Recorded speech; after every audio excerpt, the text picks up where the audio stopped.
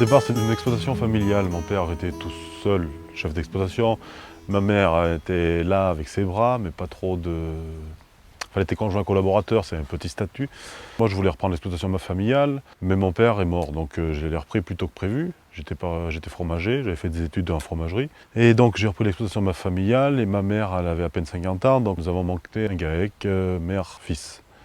Donc les premières années, ça allait très bien, mais au bout de 4-5 ans, on a commencé à dire, dans 5 ans, il y aura la retraite. Donc on a commencé à regarder pour chercher un remplaçant d'associé pour remplacer ma mère. Je comptais, avec la nouvelle associée, mettre en place la production de fromage. Parce que ça permettait, sans s'agrandir, de pouvoir valoriser. Avec ma mère, on n'arrivait pas à tirer de salaire, mais on s'en débrouillait. Et avec deux associés, n'étant pas parents-enfants, il fallait arriver à sortir de salaire. Donc il fallait une production qui rentabilise un peu plus le travail. La transmission, elle démarre vraiment date mois d'octobre 2013, lors d'une journée session installation qu'il y avait à Saint-Gervais, aux Maisons du Parc. Où ça a démarré comme ça, où bon, j'avais moi 60 ans. Et qu'il fallait, il fallait y penser. Je savais qu'il n'y avait aucune solution de mon côté, de côté familial, quoi.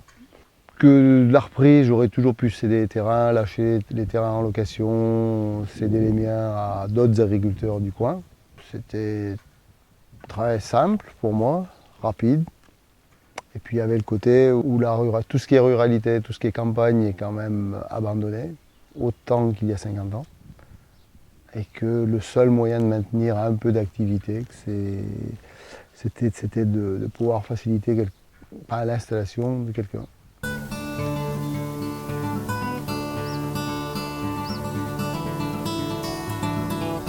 Oui, j'étais ouvert à des candidats de n'importe quel milieu.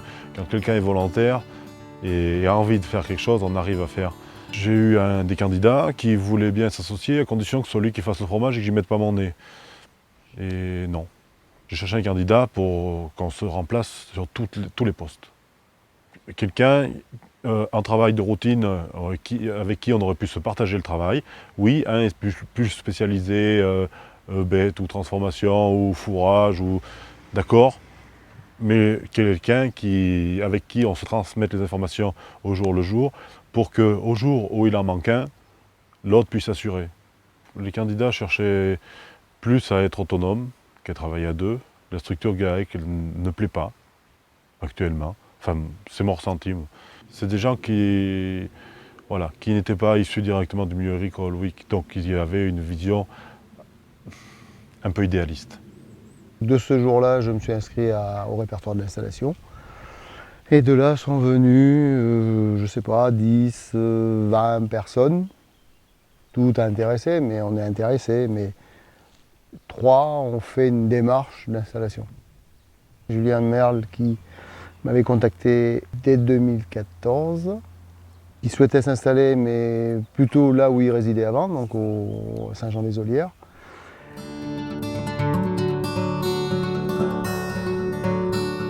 Face à ce problème de ne pas trouver de candidat, je vais être obligé de trouver une solution parce que ma mère a pris sa retraite, elle y avait droit, et il était impossible pour moi de faire le travail de deux. J'ai essayé la recherche d'associés, ça ne marchait pas. J'ai essayé le projet de mettre tout seul un robot et de faire mon fromage quand même. C'était presque bon, sauf qu'il fallait 2 ans pour la banque, donc ça ne pouvait pas faire. Après, j'ai essayé avec un voisin qui était quasiment dans la même situation que moi. Mais là, certaines âmes charitables nous ont démoralisé un des membres. Et voilà. On est arrivé à ce qu'il y en ait un qui dise non. Il y aurait eu une solution peut-être à l'époque, c'est qu'au lieu de demander tout aux banques, de faire un financement participatif. Mais ça, je ne sais pas le faire pour le mettre en place. Je ne sais pas, il y avait peut-être d'autres alternatives, mais moi j'en ai pas vu. Moi c'était plan A, plan B, c'est tout. Quand ça commence à avoir assez duré, on prend des décisions à l'emporte-pièce, quoi. Et bien là, donc j'ai dit, bon, mais je peux pas, il faut attendre que ça se fasse. Et il faut poursuivre une année, quoi. Et donc là, il a déjà fallu convaincre mon épouse d'accepter que je travaille encore une année. Enfin, convaincre. Qu'elle se fasse à l'idée qu'il y aura encore une année où ça serait comme avant. Voilà. Et depuis déjà 3 ans, donc elle attendait qu'on puisse profiter tant qu'on était valide. Et il est revenu 1 an après, puisqu'il n'avait rien trouvé sur Saint-Jean-des-Olières. Et je suis à peu près persuadé que la vie de Madame Maire l'a beaucoup joué. Elle a soutenu Julien dans sa démarche et elle a quand même fait ce qu'on peut appeler des concessions, si on ne veut pas appeler ça des sacrifices. Oui, des concessions, mais pour une vie qu'ils souhaitent, quoi, une façon de vivre qu'ils souhaitent. Enfin, eux ou les autres, je les ai toujours accueillis, parce que c'était mon but. Je cherchais, bien sûr, céder, j'allais dire, chercher l'opération financière, quoi, si on veut. Moi, je lui ai permis de s'installer avant même que les autorisations arrivent, ainsi de suite, qu'il puisse démarrer avec un troupeau dès la date d'installation qui était fixée au 1er janvier 2016. Il s'est installé dans le bâtiment et moi, j'ai mis mes vaches dehors pour que lui s'installe. Faut savoir que toutes les aides, il faut les demander en janvier. Il faut avoir le troupeau à ce moment-là. Si en janvier il n'avait pas eu de troupeau, il n'avait pas d'aide de l'année. Pas chercher quelqu'un qui s'installe, c'était pas prêt pour aller lui mettre des bâtons dans les roues. Je voulais que ça reste vivant. C'est pas pour me plaindre maintenant qu'il y a quelque chose. Hein. Qu'il y ait quelqu'un dedans, au contraire. Il y a du fumier, il y a du foin, bon, de temps en temps il y a des moutons. Il n'y a pas de vaches, il n'y a pas de vaches. Bon. Ça aurait été plus simple, ça avait été un éleveur de vaches pour s'aider, pour moi, pour lui, pour s'installer, puisqu'il n'y avait pas de problème de clôture, de choses comme ça. C'est sûr que c'était plus simple. J'ai l'impression, ça reste à vérifier, que ceux qui s'installent hors 4 fabrial, mais après avoir vécu une décennie ou une décennie et demie de travail extérieur, qui sont beaucoup plus armés que ceux qui s'installent, surtout hors 4 familial, à 20 ans.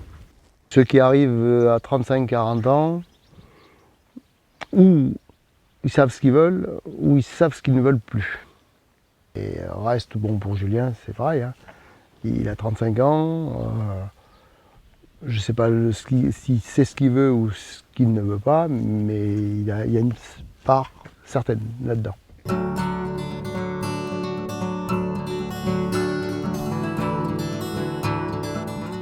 Alors, troupeau, ça m'a pas fait peine du tout. Ce que je craignais, c'est d'être, quand j'ai vu que ça ne se vendait pas, que j'allais être obligé de les vendre à boucherie. Je pense que là, ça aurait été un traumatisme. Et toutes les bêtes que j'ai vendues, à part des jeunes qui sont partis donc, à un marchand de bestiaux, donc elles n'allaient pas à la mort, elles allaient bien en élevage, mais toutes les autres ont été vendues à des gens que je connais. Et l'essentiel, à un jeune agriculteur qui s'est installé pas très loin, une 50aine de kilomètres dans la Loire. Et lui aussi, bon, c'est pareil, j'ai gardé les bêtes 2 mois de plus pour que, tant qu'au niveau administratif, ce soit réglé pour lui. J'ai des nouvelles des vaches, je vais vous dire, des petits veaux, bon, de l'agriculteur lui-même. Moi-même, j'ai prévu d'y passer. Ça va tout à fait bien. Moi, je suis très très content. Ils viennent avec 3 gamins. Les moutons Julien, très très bien. Bon, je commence à entendre. Je suis très très content d'entendre ça. Après, on s'inquiète un peu en le regardant travailler parce qu'il n'est pas trop au point, parce qu'il faut qu'il apprenne, quoi. Et que c'est sûr, quand on a 30 ans d'expérience, moi je ne ferais pas comme ça, mais bon. On se voit tous les jours, donc quand je le vois un peu dans la panade, je lui aide. La semaine dernière, c'était un peu de mécanique, des choses comme ça. Bon. Et lui dire, moi je ferais comme ça, mais après, ça reste à lui à gérer, quoi. Non, je suis pas trop présent, je pense pas. Après, du moins, il ne me l'a pas dit. Pour ma production aujourd'hui, je fais quelques allaitantes. Je fais quelques céréales et un peu bûcheron. C'est bon, voilà, c'est comme ça. C'est un échec et puis c'est tout. On va rebondir. Oui, la ferme reste en vie, mais enfin bon. À part avec un troupeau de laitière et qu'on le transforme en allaitante, on a perdu quelque part. Si on gagnait notre vie, il y aurait beaucoup plus de candidats pour commencer. Après, celui qui veut se lancer aujourd'hui et gagner sa vie et, petitement, s'il ne transforme pas, c'est dur. Alors après, s'il faut qu'il reprenne une exploitation qu'il ne connaît pas, qu'il lance une transformation, qu'il monte les investissements en face, c'est assez lourd. Donc après, il y en a qui le font, mais il y en a qui n'osent pas. Et ça peut se comprendre, parce qu'après, les banques ne suivent pas, ou après c'est un problème de famille, de couple, quoi. Enfin, il y a des risques. Et après, je sais pas. Oui, rendre le métier attractif, il faudrait promouvoir un peu le métier d'agriculture.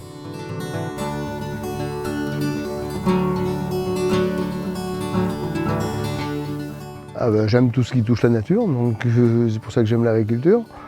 Mais j'aime marcher, après j'ai un peu d'activité sportive, du vélo, enfin du vélo ou de la marche si vous voulez, mais de visiter toute la région parce que je trouve que la France est très très très belle. Et j'ai pas fini de visiter toute la France, oui. Enfin il y a je veux dire, le côté ouverture d'esprit où on a envie de voir autre chose. Hein. Si on connaît que des vaches, j'allais dire si. Ouais. Si on a pour seul horizon le cul des vaches, non, j'entends toujours hein, quand je vois des collègues, tu t'ennuies pas, ils m'ont dit, il y a de quoi, je suis encore plus musclé qu'avant parce que je prends mon temps. Plus du tout le même comportement, non, ça attendra, alors ça plaît pas trop à ma femme. Donc il y a une vie après la ferme. Ah ben bien sûr, ah, ouais. Non mais même pendant.